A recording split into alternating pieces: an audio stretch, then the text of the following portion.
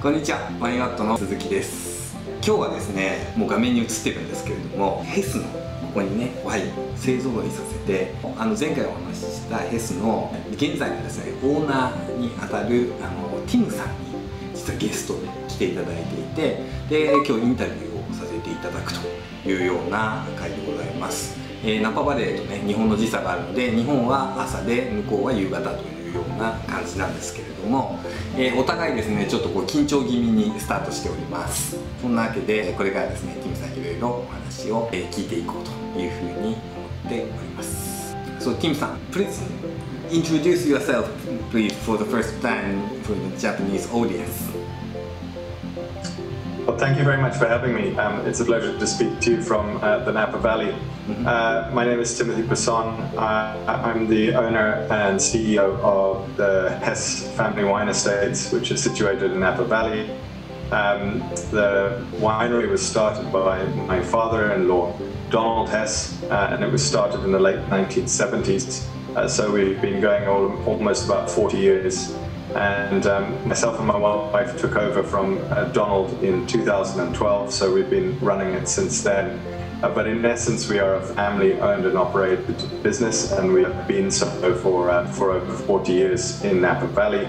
And prior to doing this, I was a corporate lawyer, so quite a different life before I came into wine. So you were third generation of the Hess family. It depends on what you're looking at. Our family's actually been going for about 5 generations in various forms of liquid business. So Donald's great-great-grandfather, Donald Hess's great-great-grandfather, started a brewery in Switzerland in 1841. That was passed down through 3 generations. He sold that brewery and started a water company in Switzerland. And he developed that and came to Napa actually to look for water in the 1970s, which sounds crazy now because we associate Napa with wine. But at the time he was looking for a water company to expand his business into America. He did not fall in love with the water in Napa Valley, but he fell in love with wine of Napa Valley. So I would like to know the size of the Hess family.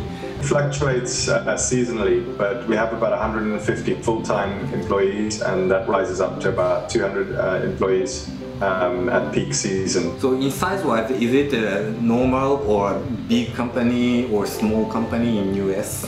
We're about a mid-sized company. The United States wine business is going through quite a lot of consolidation. So there's a quite significant difference between the largest businesses and smallest businesses.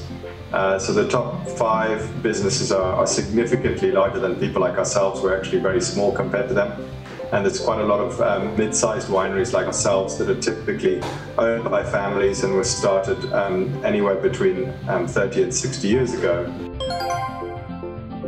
So we are one of those, we had the foresight, I think, to control land. We control a large amount of land in Napa, which I think is critical. Napa was fully developed in terms of farming. All the arable land was used up by early 1990s, was fully planted. Since then, it can't really expand anymore. The demand for Napa wine continues to grow, obviously in America, but also in Asia, led by Japan, which is arguably the most sophisticated wine market in Asia, and certainly the leader. And with that development of demand, we have felt that it was always important to control our supply. So we own about 2,000 acres of land in Napa, and we farm about 1,000 acres of that.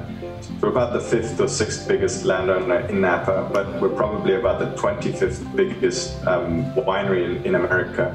But largely speaking, we are focused not so much on sort of size or what our size is. Our focus is ultimately on the quality of the wine that we're producing, and really focused on controlling our supply to ensure that. So we've made significant investments in vineyards, and recently we purchased in 2011, we purchased a new vineyard, another 300-acre vineyard in 2017, and that was a significant investment in land.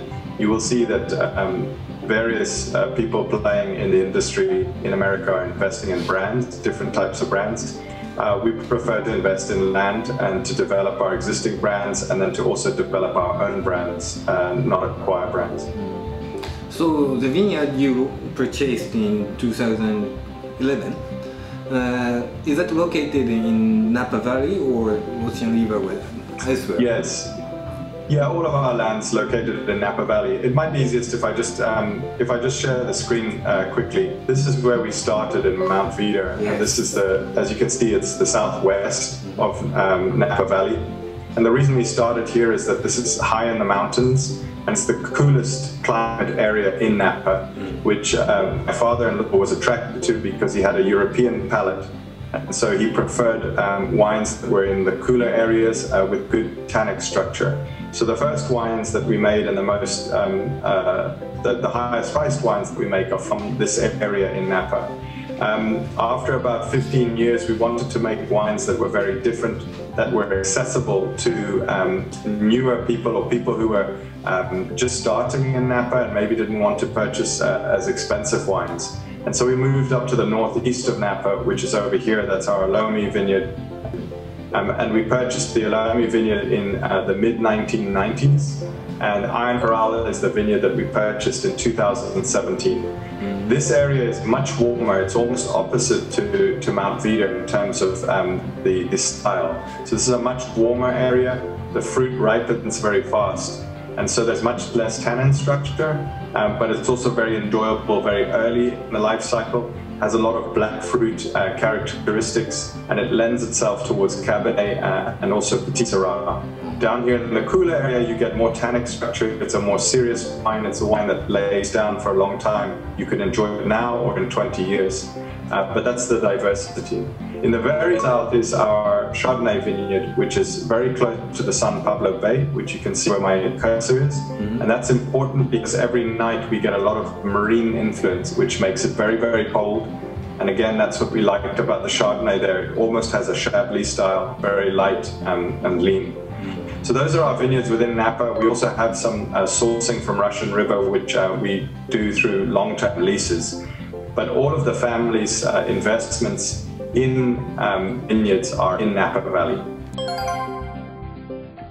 So in US, so HESS is what kind of brand people think? Yeah, well, I think there's a couple of things that come to mind. HESS, the HESS brand is a brand that sells right through price points from $200 a bottle down to about $15 a bottle. And actually that's very rare with Napa-based brands. Our Lomi Cabernet, which you have a bottle right next to your shoulder, that is the most popular Napa Cabernet at $30 in America.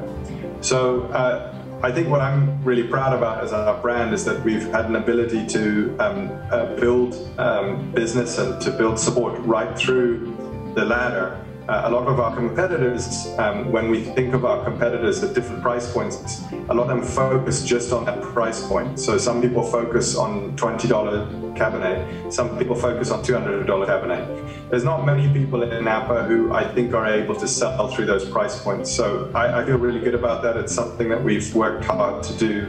And I think that the reason that we're doing that is that for my father-in-law, Donald Hess, the critical thing was always that you over-delivered in terms of the relationship between quality and value.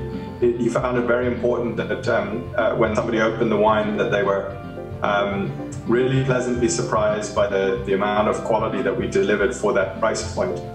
And because of that, we went and bought a lot of land early on. As the land has got more and more expensive, we are still able to, I think, offer wines at really good prices relative to what they have in terms of quality. I think people who've come into the business later have found it harder because the land is very expensive, but also the land is not available. So I think that that's one piece, is that we've got a good reputation for quality versus value right through price points. And I think that that's indicated by, we have a reasonably large portfolio, a little over 500,000 cases. But at least 90% of our portfolio has ratings above 90 in one of the 3 major critics in America. And again, I don't think that there's many portfolios that can say that. We have a very strong commitment to quality. It's one of our central values. It's one of the central ways in which we measure ourselves. And we've made some very difficult decisions to preserve value. So for example, in 2017 and in 2020, we've had very bad fires in Napa in this area. And in each of those vintages, we chose not to make wines. In 2017, we made no wines from Mount Vida. And in 2020, we made no Napa wines at all. These are very expensive decisions, but our philosophy is that the brand, the integrity of the brand and the way in which people think about the brand is something that you build over 30, 40 years. And if you make a bad decision and you bring out a bad wine that's been affected by fires, you destroy that brand equity, or you destroy that trust.